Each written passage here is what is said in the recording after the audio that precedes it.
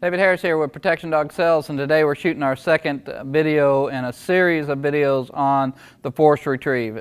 To recap, in the first lesson, all we were doing was teaching the dog to allow us to put the dumbbell into his mouth and to hold it calmly. So to do that, we had the dog back tied, we had a lot of control over the situation. Sometimes you have to use multiple leashes, multiple types of collars. So review lesson number 1. Today we're going to move on to the next part in the series, which is to have the dog reach for the dumbbell. Okay, so when we ask him to take it, we're going to expect him to literally reach for it in just inches. We're not expecting him to go very far, just reach for it. Once we get him consistently reaching for it, then we're going to have him take it from our hand and then roll into a front position with it. That's like a miniature retrieve. Okay, he moved from the heel position, or what's called the basic position, to grab for the dumbbell and then roll into a front position where he's looking up at us with the dumbbell. Okay, and then we're going to progress to sit staying with it, walking with it. All these things are just progressively building to the point where we can actually throw a dumbbell, the dog goes, gets it, comes back and does a front, out. Okay, so here we go. Okay, Eric's going to continue working with Connor today. This is the same dog we used in the first video, so that you can see the progress that we've made moving towards the second video. Okay, so you can see him actually reach for it. Eric's using the leash underneath the dumbbell to facilitate that holding.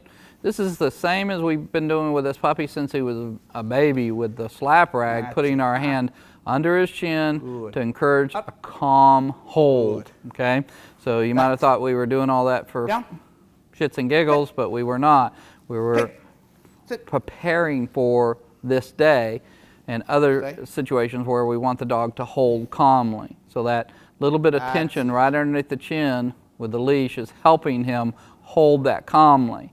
Now, if he were to drop that dumbbell, we would start the pressure. He would be getting corrected on the electronic collar, a couple snaps on the pinch collar, continuous corrections until that dumbbell goes back into his mouth. So the sound of that dumbbell hitting the ground becomes a very bad thing for the dog. Remember, the dog is in control of the correction. How does a dog learn from a correction? He learns by making it stop. So this dog has learned that he has to get that dumbbell into his mouth to make the pressure stop. So he's reaching for it. And this dog has moved along very quickly. Your dog may take a lot more repetitions in the basic position, just reaching a half an inch, reaching 2 inches, reaching 4 inches. You know, and once the dog can reach as far as you can hold it out, then you're ready to move on. Once again, this dog has moved very, very quickly. He's a happy dog. He handles compulsion really well, so it's not hard. Eric, demonstrate him reaching and then rolling into a front. Take it. So he reaches for it and then rolls back into the front position. Okay, that wasn't very graceful, but that's the way it works sometimes. Eric makes this look very easy because he's used to handling a leash, a dumbbell, all kinds of other things. It's really helpful to have a second person working with you. They can handle the transmitter, and that way if your dog is working on electric, as soon as it makes a mistake, they can use the lowest level correction the dog responds to, but continuous correction until the dog takes the dumbbell back into his mouth. That'll help you. If you're trying to correct the dog, grab a dumbbell off the ground and get it into his mouth all at the same time, that's very difficult to do.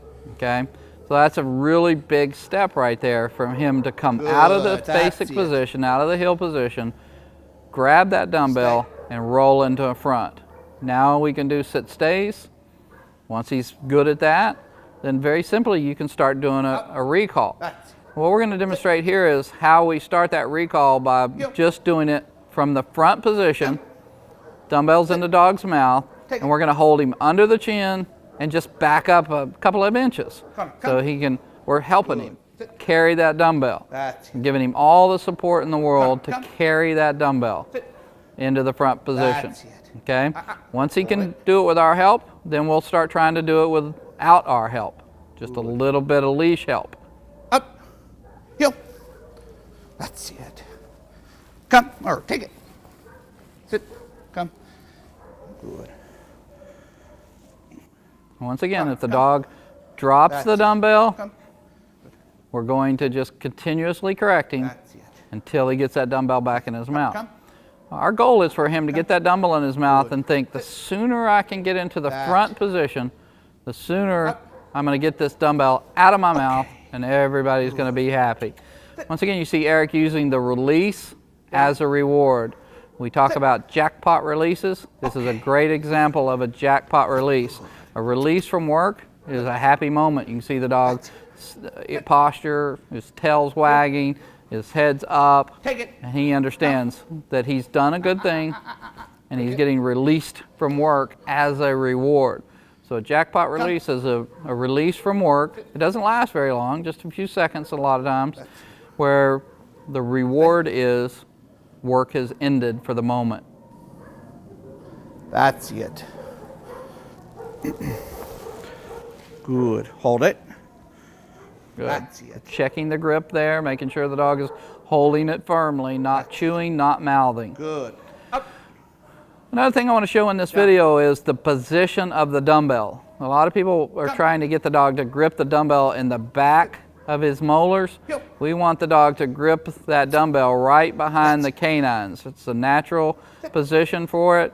There's a little gap right there behind those canines, and the dog's just holding it calmly right behind those canines. You try to get him to grip all the way in the back, it'll be almost like he's gagging on it. That's not a natural position for a dog to carry something. Remember, the dog's mouth is like your hand. So he can carry that dumbbell very carefully if he wants to. All right, that's enough information to get you moving along. Lesson number 2 is complete.